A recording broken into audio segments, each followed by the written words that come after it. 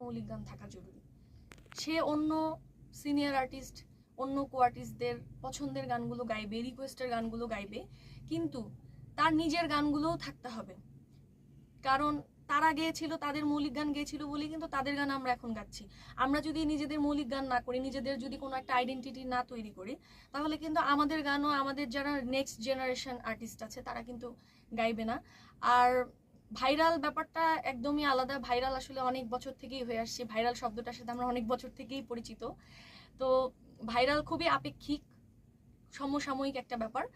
যেই ভাইরাল হন না কেন, যেই যতটুকুই ভালো কাজ করে ভাইরাল হোক, তারা যেন তাদের নতুনত্ব এবং ক্রিয়েটিভিটিটা বাড়ায়, নিজেদের একটা আইডেন্টিটি তৈরি করে। তো অবশ্যই আমি বলবো প্রতিটা শিল্পীদের ভাইরাল চিন্তা করে কেউ গান বানানোর দরকার নেই।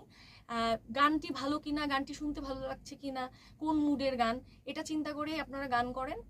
এই গানগুলো করলেই আপনাদের টিকে থাকবে।